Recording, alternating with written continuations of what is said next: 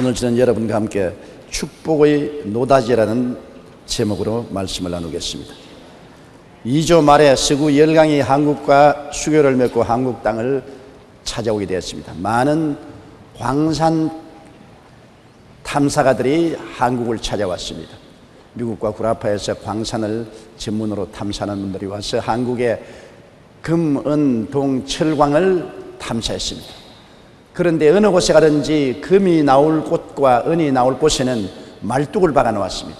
그 말뚝을 박아 놓고 뭐라고 썼냐면 영어로 No touch, 손대지 말라는 것입니다.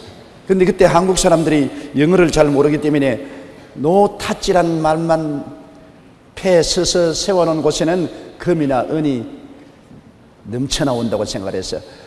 그래서 금이나 은이 얼마든지 나올 수 있는 곳은 노다지다. 그 말이 유행이 돼서 오늘날 무엇이든지 아예 풍성하게 나오는 곳은 야, 이거 노다지다. 이 장사는 노다지다. 이 사업은 노다지다. 이 일은 노다지다. 이렇게 말을 하게 된 것입니다. 여러분, 우리 예수 믿는 사람들은 정말로 큰 노다지를 가지고 있습니다. 그게 성경이 바로 그 노다지인 것입니다. 성경은 우리 인생을 성공하고 축복하고 능력 있게 살게 하는 천국의 보화인 것입니다. 그 노다지 중에 하나가 심고 거두는 법칙인 것입니다. 우리가 성경에 있는 이 놀라운 심고 거두는 법칙을 잘 이해하면은 우리의 삶에 부족함이 없는 성공적인 인생을 살아갈 수가 있습니다. 성공학자 지그 지글러가 세계의 지혜라는 책에 보면 이런 얘기가 나옵니다. 하루는 왕이 지혜 있는 학자들을 불러서 세계의 지혜를 정리해 오라, 그렇게 명령을 했습니다. 이 현인들이 세계의 지혜를 다 모아서 12권의 책으로 왕에게 가져오니까 왕이 고개를 설레면서 이 12권의 책을 내가 어떻게 다 읽어? 이거를 줄여서 한 권의 책으로 만들어 오너라. 그래서 이 현인들이 또 머리를 맞대어 열심히 줄여서 12권의 책을 한 권의 책으로 만들었습니다. 왕이 가져오니까 아이고, 이렇게 두꺼운 책을 누가 읽어? 이렇게 두꺼운 책을 못 읽겠으니까 한 페이지로 줄여서 오너라. 그리고 학자들이 입을 딱 벌렸습니다. 이 12권의 현인들의 역사책을 어떻게 한 페이지로 줄여오냐. 그러나 열심히 노력해서 한 페이지로 줄여오니까 아니, 한 페이지 너무 많다. 눈이 아파서 한 페이지를 어떻게 다 읽느냐. 몇 글자로 줄여오느라. 그래 학자들이 열심으로 머리를 맞대서 연구를 해서 몇 글자로 줄여오는데 그게 뭔지 압니까? 이 세상에 성공한 사람들의 기록을 12권의 책에서 몇 글자로 줄였는데 그 글자가 뭐냐면 공짜는 없다. 그 글이었습니다. 정말 세상에 공짜는 없습니다. 자연의 법칙도 심은 대로 거두는 것입니다. 우리가 예수 믿고 공짜로 구원한다 하지만 실제는 공짜가 아닙니다. 우리의 아버지 하나님이 엄청난 대가를 지불하셔서 우리에게 값으로 계산할 수 없기 때문에 공짜로 주신 것이지 진짜 공짜는 없는 것입니다. 우리가 인생을 살아갈 때 우리가 얻는 모든 것은 심은 것입니다. 그것이 우리 조상 때 심었든지 내가 심었든지 심지 않고 거두는 법이라는 있을 수가 없는 것입니다. 창세기 8장 22절에 노아 홍수 이후에 하나님께서 말씀하기를 땅이 있을 동안에는 심음과 거둠과 추위와 더위와 여름과 겨울과 낮과 밤이 쉬지 아니하리라고 말한 것입니다. 땅이 있을 동안에는 심고 거두는 법칙은 영원히 계속할 것이라고 하나님께서 말씀하신 것입니다. 우리 농사를 짓는 사람들은 농사의 법칙을 잘 알고 있습니다. 심어야 거둔다는 것 어느 농부도 알고 있는 것입니다. 아무리 문전 옥답을 가지고 있어도 논이나 밭을 갈고 씨를 뿌리지 아니하면 결코 거둘 수가 없는 것입니다. 어떤 아버지가 두 아들을 데리고 있었는데 두 아들이 다 게을러 빠졌어요. 공짜만 바라고 일을 하지 않습니다. 아버지가 이제 세상을 뜨게 됐을 때 두 아들을 불러놓고 유언을 했습니다.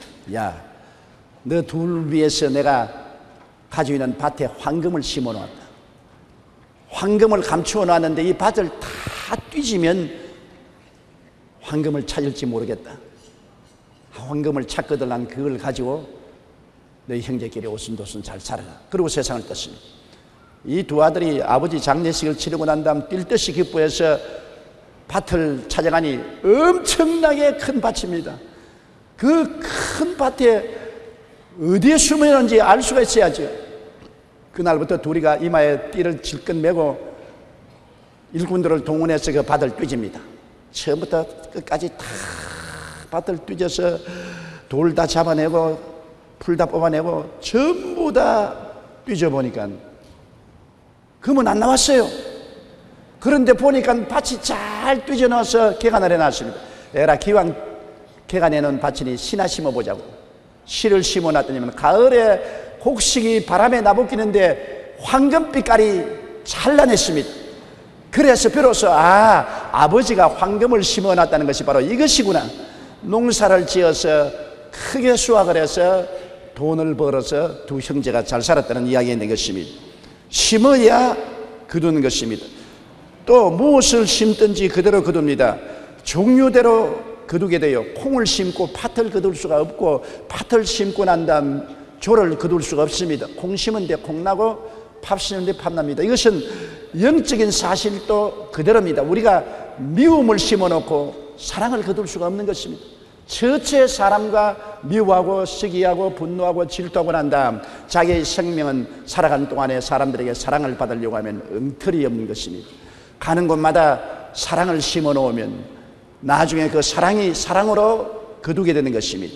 옛말에도 자녀를 위해서 재산을 남겨놓지 말라, 방탕할 것이요 책을 남겨놓지 말라, 다 읽어내지도 못할 것이다. 많은 덕을 세워놔라. 그러면 자녀들이 훗날에 많은 도움을 받을 것이라고 하는 것입니다. 덕을 쌓아놓으면 반드시 그 심은 대로 그 자기 당대나 자손 때에 거두게 되는 것입니다. 갈라디아서 6장 7절로 8절에 스스로 속이지 말라. 하나님은 없인 여김을 받지 아니하시나니 사람이 무엇으로 심든지 그대로 거두리라.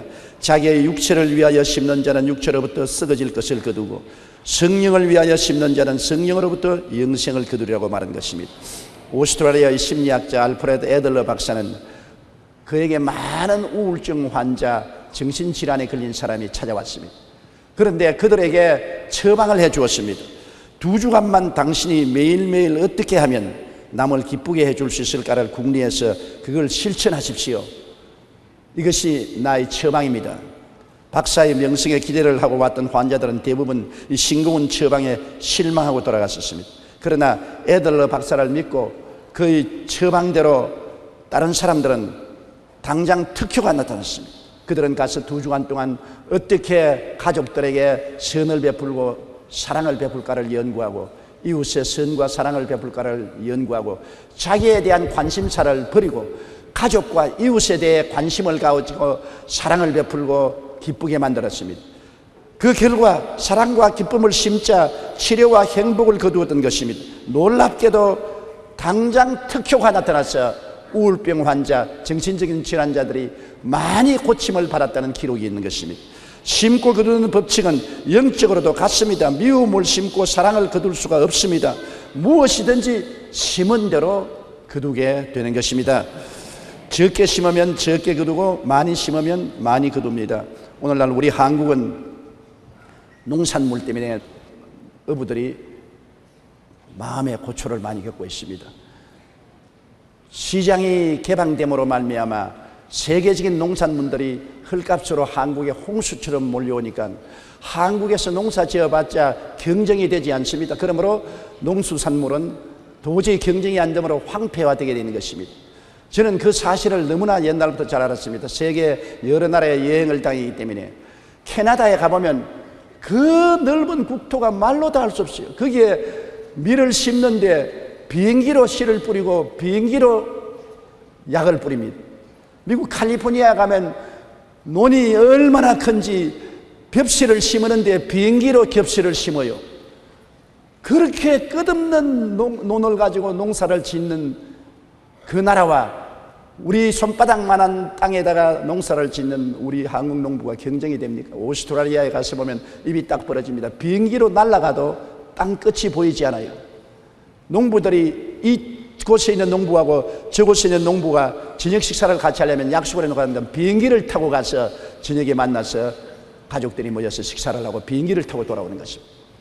이럴 정도의 넓은 땅에 대량으로 심어서 거두니까 수확도 많고 돈도 많이 안 들어가므로 경쟁이 되지 않습니다. 그러므로 우리 농산물의 경쟁력은 상상할 수 없어요. 제가 작년에 청도에 갔을 때라도 농사를 짓는 농토에 나가봤습니다. 끝이 없어요. 서서 보니 끝이 없고 끝이 없는 곳에, 그곳에 농산물이 심어져 있는데 입이 딱 벌어집니다. 아무리 해도 우리 한국의 농산물은 경쟁력이 없다는 것을 알게 된 것입니다.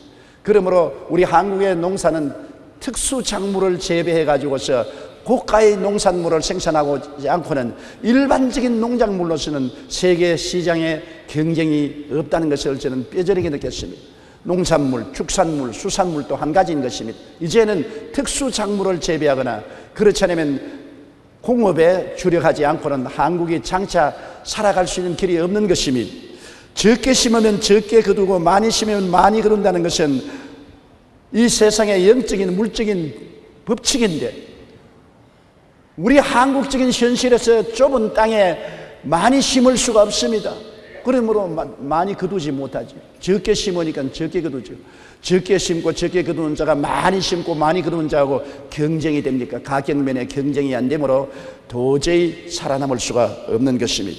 이러므로 우리는 영적인 생활에서도 적게 심으면 적게 거두고 많이 심으면 많이 심는다는 것을 알아야 되는 것입니다. 어찌하든지 하나님의 나라를 위해서 나는 적게 심으려고 애를 쓰는 사람은 종국적으로 적게 거두게 되는 것입니다. 나는 어떻게든지 이웃에 적게 도와주고 살아야 되겠다. 그러면 적게 거두는 것입니다. 인생은 심고 거두는 법칙을 피해서 살 수가 없습니다. 많이 심으면 많이 거두게 되어 있는 것입니다. 또 아무리 심어도 하나님의 도우심이 있어야 거둘 수 있는 것입니다. 이번 우리 홍수를 보십시오. 1년 농사 아무리 작심하고 열심히 잘 심어놔도 홍수가 나서 확 썰어가 버리면 아무것도 남은 것이 없습니다. 천재 지변이 다가오면 인간의 힘으로 어찌할 수가 없는 것입니다. 우리 한국에도 수해를 많이 겪었지만 북한도 엄청난 수해를 겪었다고 합니다. 사람이 큰 소리 할 것 있습니까? 하나님이 어디 있느냐? 하나님 믿지 말고 내 주먹을 믿으라고 큰 소리 해도 하나님이 비만 좀 내려주셔도 모든 것이 다 떠내려가 버리고 마는 것입니다. 인간은 하나님의 은총과 축복 하에서 잘 살 수가 있지, 하나님의 은총과 축복 없이 절대로 잘 살지 못합니다. 시편 65편 9절에 땅을 돌보사 물을 떼어 심히 윤택하게 하시며 하나님의 강에 물이 가득하게 하시고 이같이 땅을 예비하신 후에 그들에게 곡식을 주신다고 말씀하고 있는 것입니다. 하나님이 예비하지 아니하시면 인간의 힘으로는 잘 살 수 없습니다. 가뭄이 오지 말아야 하는데 가뭄이 다가오면 아무리 심어놨자 다 말라 타버리고 말지 않습니까? 오늘 지구온난화 때문에 날씨가 이렇게 더워지기 때문에 얼마 안 있으면 더 더워지면 모든 산천 초목이 다 말라버린다는 것입니다. 그래서 산천 초목이 마르면 또 비가 오면 산사태가 나고 홍수가 나고 이 세상은 살 수 없게 되는 것입니다. 인간이 자연을 짓밟고 자연을 남획하고 자연을 존경하지 아니하므로 자연의 분노가 우리의 삶 속에 쏟아지는 것입니다. 저도 70평생을 살았지만 금년에만큼 전국적으로 수해가 오는 것도 처음 보았고 올해만큼 더운 것도 처음 체험했습니다. 자연에 큰 반란이 일어나고 있는 사실을 우리는 목도하고 있는 것입니다. 아무리 농사를 잘 지어도 홍수가 오지 말아야 돼요. 홍수가 오면 기름진 들판이 완전히 모래사장이 되어버리고 마는 것입니다. 태풍과 호우와 차가 오면 어떻게 사람이 감당했습니까? 또 병충해가 심하지 말아야 되는 것입니다. 심어놓은 곳 병충해가 와서 다 갉아먹어버리고 고사시켜버리면 농사가 되지 않지 않아요. 지진이나 화재가 나지 말아야 되고 또 날씨가 추워져서 냉해가 다가오면 곡식이 자라지 못하고 열매를 맺을 수가 없는 것입니다. 사람이 아무리 노력해도 하나님의 축복이 없이는 헛사가 된다는 것을 알아야 되는 것입니다. 이거는 비단 농사뿐 아닙니다. 인간 농사인 자녀를 기르는 것으로부터 시작해서 사업과 생활 전반에 걸쳐서 하나님의 축복이 있어야 인간의 행하는 일에 열매를 맺지, 하나님이 복을 주시지 아니하면 인간의 모든 노력이 헛사가 되고 마는 것입니다. 신명기 28장 38절에 내가 많은 종자를 들에 뿌릴지라도 메뚜기가 먹음으로 거둘 것이 적을 것이라고 말한 것입니다. 우리 토지 소산과 곡식과 포도주와 기름을 풍성하게 주시는 이는 하나님이신 것입니다. 하나님이 문을 열면 닫을 자가 없고 닫아놓으면 열 자가 없습니다. 하나님이 높이는 개인과 민족은 망하지 않습니다. 우리가 이 땅에 살면서 심고 거두는 법칙은 자연적인 법칙이요 영적인 법칙이라는 것을 알아야 됩니다. 삶의 노다지가 바로 여기에 있는 것입니다. 우리가 어디에 가면 금을 캐고 은을 캘 것이냐, 외국 사람들이 노다지라는 간판 붙이는데 몰래 들어가서 캐야 되겠다, 그렇게 생각하는 것은 어리석은 일이지요. 우리의 삶의 진실한 노다지는 성경에 있고, 성경의 노다지의 법칙은 심고 거두는 데 있는 것입니다. 마귀가 와서 이 심고 거두는 법칙을 빼앗아가 버리는 것입니다. 심고 거두지 아니하고 심지 않은 데서 거두고 내가 노력하는 데서 빼앗으려고 애쓰도록 탐욕을 주어서 사람들이 망하게 된 것입니다. 고린도후서 9장 6절로 9절에 이것이 곧 적게 심는 자는 적게 거두고 많이 심는 자는 많이 거둔다 하는 말이로다. 각각 그 마음에 정한 대로 할 것이요 인색함으로나 억지로 하지 말지니 하나님은 절개내는 자를 사랑하시느니라. 하나님이 능히 모든 은혜를 너희에게 넘치게 하시나니 이는 너희로 모든 일에 항상 모든 것이 넉넉하여 모든 착한 일을 넘치게 하리 하심이라. 기록된 바 그가 흩어 가난한 자들에게 주었으니 그 여의가 영원토록 있느니라 함과 같으니라. 우리 심고 거두는 법칙에 제일 중요한 것이 11조인 것입니다. 11조는 하나님께 심는 것입니다. 11조는 내 것이 아니고 하나님의 것입니다. 하나님이 주신 축복 중에 9을 하나님은 우리에게 주시고 그 중에 하나만 달라는 것입니다. 인식한 마음이나 억지로 하지 말고 진실한 마음으로 11조를 하나님께 심으면 하나님이 거두게 해주시는 것입니다. 저는 지금으로부터 50여 년 전에 처음 서울로 올라올 때 서울이 어디 붙었는지도 몰랐습니다. 부산에서 완행열차를 타고 12~13시간이 걸려서 서울까지 오는 것입니다. 그때 기차는 추풍령 고개를 넘지 못해서 몇 번이나 푹푹 칙칙 하고 올라오다가 또 뒷걸음질 칩니다. 뒷걸음질 치는 기차 보았어요, 여러분? 추풍령이 너무 높아서 구름도 쉬어간다고 하니까 올라가다가 기차가 뒤로 미끄러져 내려가고, 나중에는 승객들 다 내려서 기차를 밀으라고 해서 또 내려서 또 기차를 밀었죠. 그래서 나중에 옆에 있는 사람이 물었습니다. 여기가 어디냐니까 천안이라고 해요. 서울이 어디쯤이냐니까 이제 얼마 안 가면 서울에 도착한다. 제가 애간장에 탔습니다. 왜냐하면 서울에 있을 곳도 먹을 곳도 아는 사람도 전혀 없었습니다. 더구나 전쟁으로 황폐화된 서울에 빈손 들고 올라오는데 어딜 가야 하는 것입니까? 그때 제가 야곱을 기억하고 기도를 드렸습니다. 하나님, 제가 빈손 들고 있을 곳도 없고 아는 사람도 없는 서울에 갑니다. 주님께서 저에게 서울에 가서 있을 것과 먹을 것과 살 길을 열어주시면 주님이 내게 주시는 축복 중에 10분의 1은 절대로 도둑질 안 하겠습니다. 내가 11조밖에 매달릴 데가 없으니 11조는 하나님께 반드시 드리겠으니 돌보아 주시옵소서. 그 기도를 한 것이 제 뇌리 속에 지금도 잊지 않습니다. 그날 이후로부터 시작해서 지금 70일까지 한 번도 11조를 도둑질해 본 적이 없습니다. 계속해서 주님께 11조를 심었고 하나님은 한 번도 저에게 굶겨주지 않고 입을 때 입고 먹을 때 먹고 있을 곳을 마련해 주신 것입니다. 11조의 축복은 저는 체험을 통해서 너무나 잘 알고 있는 것입니다. 제임스 윌비는 미국에서 매우 큰 보험회사를 경영하는 사람입니다. 성경 비결을 묻는 질문에 그는 이렇게 대답했습니다. 해답은 아주 간단합니다. 수년 전에 나는 사무엘상 2장 30절 나를 존중히 여기는 자를 내가 존중히 여기고라는 말씀에 의지해서 주님과 계약을 맺었습니다.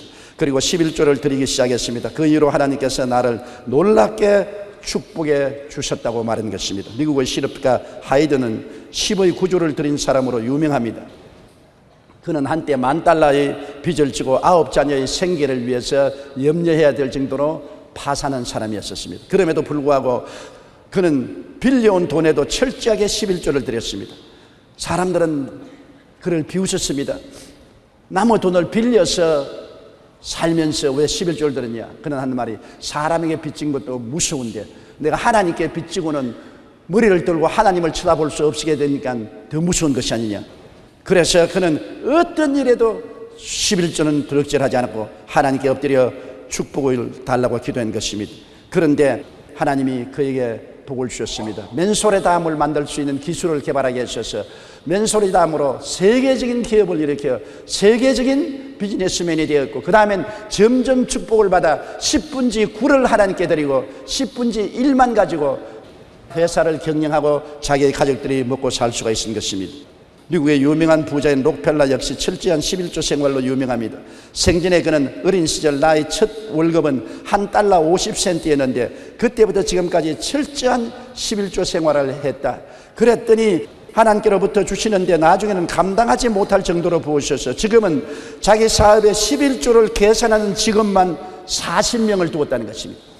40명이 매달 회사에 들어오는 수입의 11조 계산을 해야만 알 수 있을 정도로 번창하고 돈이 많이 들어간 것입니다. 그는 11조를 바치는 사람은 가난하게 사는 법이 없다. 하나님은 11조를 바치는 자에게 쌓을 곳이 없도록 복을 내려주시겠다고 약속하지 않았는가라고 말한 것입니다. 11조로 하나님을 시험해 보십시오. 하나님께서는 11조를 드리는 자에게 복을 쌓을 것이 없이 주겠다고 약속을 하셨습니다. 사람도 약속하면 어기지 않은데 하나님이 약속하시고 거짓이 있을 리가 없는 것입니다. 하나님은 인생이 아니신지라 시건치 아니하고 인자가 아니신지라 거짓이 없었습니다. 그가 하신 말씀을 반드시 이룬 것입니다. 어떤 때는 좀 더디게 이루실지라도 참고 견디며 하나님 앞에 기도하면 하나님이 약속하신 것을 반드시 이루어 주시는 것입니다.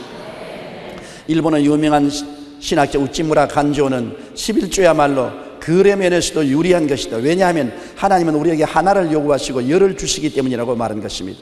말라기 3장 10절에 만군의 야훼가 이르노라 너희 온전한 11조를 창고에 들여 나의 집에 양식이 있게 하고 그것으로 나를 시험하여 내가 하늘 문을 열고 너희에게 복을 쌓을 곳이 없도록 붙지 아니하나 보라. 이것이 노다지 아닙니까? 바로 하나님이 세워놓은 노다지 간판이 말라기 3장 10절인 것입니다. 이게 여러분의 삶의 노다지입니다. 여기에 들어가면 진짜로 하나님의 복이 노다지로 쏟아지겠다고 말씀하신 것입니다. 그리고 11조는 하나님께 드린 것이지만 이웃에 구제하는 일에 인색하지 말아야 되는 것입니다. 이웃이 고통스럽고 가난에 처하고 괴로울 때 우리가 못 본 채하고 얼굴을 돌이키면 하나님께 복을 받지 못합니다. 이번에도 우리 한국에 처처 수해가 심했는데 신문에 보고 그냥 이런 일이 있었구나. 저 사람들이 특수한 사람들이 도와주는 것이 나같이 겨우겨우 사는 사람이 무슨 도움을 베풀겠냐, 이렇게 생각하면 큰 오해인 것입니다. 하나님이 축복의 텃밭을 주셨는데 그 텃밭을 뿌리쳐버린 것입니다. 가난하고 헐벗고 굶주린 사람, 고통당하는 사람이 내게 다가올 때는 하나님이 우리에게 텃밭을 제공하는 것입니다. 여기에 심어라 내가 거두게 하마. 우리에게 하나님이 예배에서 주시는 텃밭을 우리가 던져버리면 우리가 특별히 거둘 것이 없게 되는 것입니다. 우리가 구제는 우리의 삶에 축복을 받을 수 있는 텃밭인 것입니다. 고린도후서 9장 9절에 기록된 바 그가 흩어 가난한 자들에게 주었으니 그의 의가 영원토록 있느니라 합니다. 한번 보십시오. 의로움이 영원히 있을 수 있다. 하나님이 너 참 의로운 일을 했다, 잘했다, 하나님의 칭찬이 하루 이틀이 아니라 영원히 있겠다는 것이니 구제가 얼마나 하나님 앞에 기억한 바 되고 효과가 있는 것을 알 수 있잖아요. 성경에 보면은 고넬료가 이방인이요 이탈리아 군대의 백부장으로서도 많은 구제를 했습니다. 그러니까 하루 오후에 천사가 나타나서 요빠에 가서 베드로라는 사람을 청하라. 너 구제함이 하나님께 기억한 바 되었다는 것입니다. 이스라엘 백성도 아닌 이방인인 이탈리아 대의 백부장이 하나님 앞에 많이 구제하고 불쌍한 사람을 도와주었는데 하나님이 그것을 기억하시고 베드로를 불러서 구원의 메시지를 듣게 하고 성령을 받게 해주신 놀라운 역사가 있는 것입니다. 도르가가 죽었을 때 사람들이 그를 목욕시켜서 옷을 입혀 다락에 얹혀놓고 베드로를 청하니까 베드로가 와서 기도하며 도르가가 살아났지 않습니까? 그때도 과부들이 울면서 말하기를 이 도르가가 생전에 과부들을 많이 돌봐주고 우리를 위해서 만들어준 옷을 보라고 했습니다. 많은 구제를 하고 이웃을 도와주었으므로 이 도르가는 살아나야 된다고. 베드로가 하나님께 기도하니 하나님이 살려준 것입니다. 구제는 하나님이 그냥 기억하는 것이 아니라 영원히 기억하시는 것입니다. 그렇기 때문에 하나님께 11조를 드리고 이웃을 구제한 것은 나의 재산 목록에 들어가 있는 것입니다. 하늘나라 나의 구자에 반드시 기록되어 있는 것입니다. 이러한 바탕이 있어야 내가 하나님께 축복을 달라고 기도할 때 하나님께서 주저하지 아니하시고 응답하여 주시는 것입니다. 성경에는 누가복음 6장 38절에 주라 그리하면 너희에게 줄 것이니 곧 후유되어 누르고 흔들어 넘치도록 하여 너희에게 안겨주리라. 너희가 헤아리는 그 헤아림으로 너희도 헤아림을 도로받을 것이라고 말씀한 것입니다. 허슨 테일러 선교사가 하루는 가난한 집을 신방하게 되었습니다. 가보니 그 집에 갓난 아이를 앓은 젊은 여인이 몸이 아파 누워있는데 어린아이는 어머니의 빈 젖을 물고 젖이 안 나온다고 칭얼거리고 있었는데 집에 먹을 것이라는 건 아무것도 없었습니다. 그러나 허슨 테일러는 그에게 기도해주고 하나님이 축복하시고 돌봐주실 것입니다 하고서 그 집을 나오는데 성령께서 마음에 말씀합니다. 야, 이 위선자야, 이 거짓말쟁이야, 너희 포켓돈은 2실링 6펜스가 있지 않느냐? 2실링 6펜스를 가지고 있으면서 이 아무것도 먹을 것이 없고 병들고 어린아이가 칭얼거리는 이 과부를 보고 평안하시어 하나님이 도와주실 것입니다 그 말하고 오느냐? 그래서 허슨 테일러가 하나님께 말씀합니다. 하나님, 난 내일 아침 식사를 해야 되는데 내일 아침값 2실링 6펜스밖에 없습니다. 야 임마, 내일 아침에는 내일이다. 오늘 이 과부는 어린아이와 함께 굶어 죽어가고 있다. 내가 그것을 포켓에 넣고 가겠느냐? 그래서 그는 돌아섰습니다. 다시 그 과부에 가서 포켓에 있는 2실링 6펜스를 주면서 내가 미안합니다. 내가 이 돈을 가지고 있으면서 당신에게 기도만 하고 안 도와준 것을 하나님이 꾸짖어서 돌아왔습니다. 그 과부가 눈물을 흘리며 그 돈을 받고 도리어 허슨 테일러를 위해서 축복 기도를 해 주었습니다. 그가 그 다음날 아침에 밥값이 없어서 이제 굶으려고 생각했는데 밥 먹을 때쯤 되니까 편지 한 통이 왔어요. 그래 편지를 열어보니까 그 편지 속에 17링짜리 금화가 하나 들어있었습니다. 누가 보냈다는 말도 없고 이름도 줄 수도 없이 2실링 6센트를 그 과부에게 줬는데 5배로 10실링 금화가 들어왔어요. 그래서 허슨 테일러는 놀랐습니다. 하나님은 구제를 결코 잊지 않고 기억하고 계신다. 내가 있는 돈 다 털어주었는데 아무도 기억 못할 줄 알았는데 하나님은 기억하시고 내가 아침 먹을 돈을 이와 같이 보내주셨다고 감탄하고 그 일기에 그것을 적어놓은 것입니다. 우리가 흩어 가난한 자들에게 주면 하나님께서 후히 누르고 흔들어 넘치도록 해서 안겨주는 것입니다. 그러므로 우리는 하나님의 언약을 믿어야 되는 것입니다. 사람들은 하나님의 언약을 믿지 않으려고 하는 것입니다. 우리에게 주신 축복은 모두 다 성경의 하나님의 언약인 것입니다. 구원도 언약입니다. 누구든지 저를 믿으면 멸망하지 않고 영생을 얻으라는 것은 하나님이 주신 언약인 것입니다. 언약을 믿고 우리 영생을 얻을 것을 기대하고 일생을 맡기는 것입니다. 물질적인 축복도 언약인 것입니다. 11조를 드리면 하나님이 하늘문을 열고 부어주겠다. 구제를 하면 하나님께서 기억하고 30배, 60배, 100배로 돌려주겠다. 하나님의 언약을 우리가 믿어야 되는 것입니다. 말라기 3장 10절에 만군의 야훼가 이르노라 너희의 온전한 11조를 창고에 들여 나의 집에 양식이 있게 하고 그것으로 나를 시험하여 내가 하늘문을 열고 너희에게 복을 쌓을 것이 없도록 붙지 아니하노 보라. 우리 하나님께 언약을 받고서 11조를 드리고 구제를 하게 되면 하나님은 우리를 환경적인 재난에서 보호해 주는 것입니다. 환경적인 재난이 무섭지 않아요. 말라기 3장 11절에 만군의 야훼가 이르노라 내가 너희를 위하여 메뚜기를 금하여 너희 토지 소산을 먹어 없애지 못하게 하며 너희 밭의 포도나무가 열매가 기한 전에 떨어지지 않게 하리니 그렇게 말하는 것입니다. 메뚜기가 와서 소산을 다 먹어버리면 농사가 헛농사 되지 않아요. 포도나무에 포도 열매가 다 병들어 떨어져 버리면 포도 농사가 헛되지 않아요. 재앙을 없애주겠다는 것입니다. 예를 들어 말하면 이번에 큰 풍수해가 났는데 이런 재앙을 하나님이 없애주겠다는 것입니다.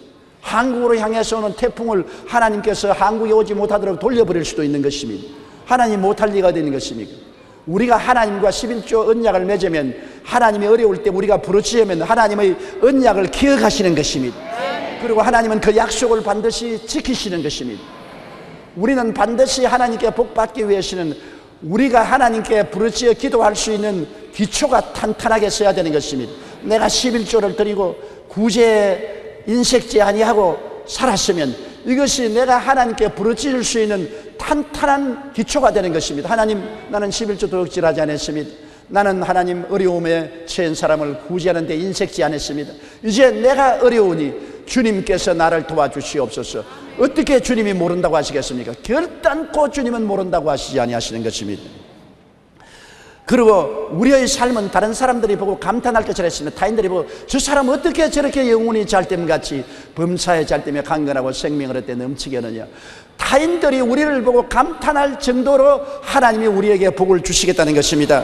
말라기 3장 12절에 너희 땅이 아름다워짐으로 모든 이방인들이 너희를 복되다 하리라. 만군의 야훼의 말이니라.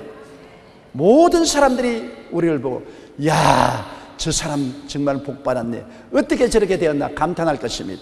미국의 백화점 왕으로 유명한 존 워너메이커는 어린 시절 가난 때문에 학교 다니지 못하고 벽돌 공장에서 직공으로 일했습니다. 그러나 교회만큼은 열심히 출석했습니다. 하루는 목사님이 설교를 마치고 우리 교회가 낡아서 개축을 해야 되겠으니 모두 정성껏 연보해 달라고 강구했습니다. 워너메이커는 나도 교회를 위해서 뭘 좀 하고 싶은데 아무것도 드릴 것이 없습니다. 그래서 벽돌 공장 주인에 가서 주인님, 우리 교회를 개축하는데 나는 드릴 돈이 없으니 내가 벽돌 공장에 일하니까 벽돌을 좀 주시면 교회에 헌납하겠습니다. 그리고 그 벽돌은 내가 월급에서 까겠습니다.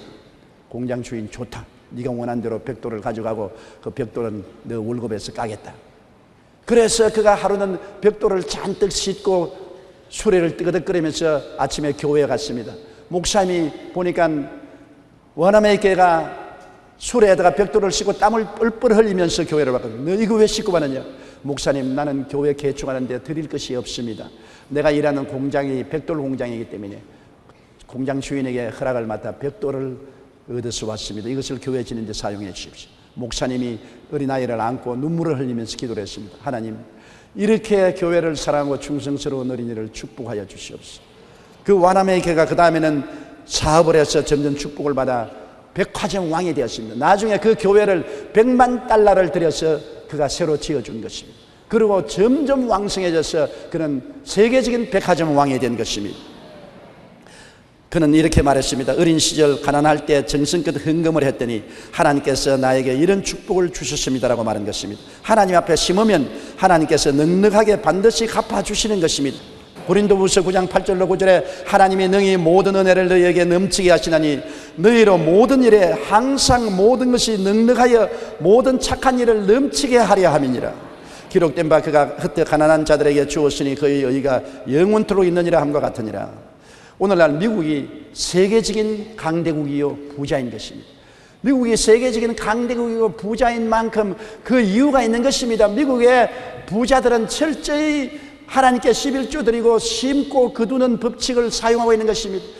그들의 재산을 들여서 가난한 이웃을 돕는 일에 구차스럽게 생각하지 않고 있기 때문에 세계적인 부가 미국으로 모이는 것인 것입니다. 하나님이 주시는 축복은 나누어 주기 위해서 주시는 것입니다. 나누지 않으면 축복의 샘이 마르게 되는 것입니다. 워렌 버핏은 미국의 투자 전문 회사의 회장 겸 최고 경영자로 빌 게이츠에 이어 세계에서 두 번째 부자로 꼽히는 사람입니다. 그는 지난 6월 25일 자신의 총 재산 $440억, 즉 44조 원 가운데 85%인 $370억, 35조 원을 기부하기로 발표했습니다. 이는 미국 역대 기부금 가운데 가장 많은 액수인 것입니다. 자기 총 재산의 85%를 기부하기로 결심을 한 것입니다. 버핏 회장은 세계적 거부라는 명성에도 불구하고 평소 중고차를 타고 다닙니다. 그가 사는 집은 1958년에 $31,000, 약 3천만 원을 주고 산 것입니다. 버핏은 주식 중개인인 아버지의 영향으로 8살이 되면서부터 주식에 관한 책을 읽기 시작했습니다. 13살 때 벌써 신문 배달하여 돈 모아서 기계를 사서 중개상을 해서 돈을 버는 돈의 재주가 있었습니다. 주식 투자로부터 거부가 된 이후에 재산을 자식에게 물려주면 자식을 망칠 수 있다 하여 부의 사회 환원을 주장했습니다. 그는 부시 행정부가 상속세 폐지안을 발표했을 때 반대했습니다. 상속세는 무겁게 물어야 된다고 그는 주장을 했습니다. 더욱이 버핏은 그의 기부금 가운데 90%는 자신이나 가족의 이름으로 된 재난이 아니라 현재 기부금을 가장 잘 운용하는 빌 게이츠 재단을 선택했습니다. 그는 평소 나누고 베푸는 삶을 살았기 때문에 하나님으로부터 복을 받아 이처럼 금액을 기부할 수 있게 된 것입니다. 현재 그는 존경할 만한 경제인 1순위로 꼽히고 있는 것입니다. 하나님이 주시는 축복은 나누어 주기 위해서 주는 것이기 때문에 나누지 않으면 축복의 샘은 말라버리고 마는 것입니다. 하나님은 우리에게 노다지를 주셨습니다. 그 노다지는 하나님께 11조를 드리고 이웃에 구제하는 것이 우리 노다지 과인 것입니다. 여기에 하나님이 간판을 써붙여 놨습니다. 이것은 노다지다. 여러분, 이 하나님의 노다지를 아는 사람은 이 노다지 광에 들어가서 하나님의 예비한 축복을 풍성히 받기 위해서 절대로 11조를 도둑질하지 말고 이웃에 구제하는 것을 게을리하지 말게 되시기를 주님 이름으로 축원합니다. 다 같이 고개 숙여 기도드리겠습니다. 사랑이 많으신 우리 아버지 하나님, 하나님께서 우리 예수 믿는 사람들에게 노다지 광을 주신 것을 감사합니다. 하나님께서 주신 이 노다지 광은 우리가 11조와 구제를 통해서 그 대문을 열고 들어갈 수가 있습니다. 우리 성도들이 한 사람도 빠짐없이 하나님이 주신 이 노다지 광을 구경만 하지 말고 들어가서 금은 보화를 캐낼 수 있도록 축복하여 주옵소서. 예수님 이름으로 기도드리옵나이다. 아멘.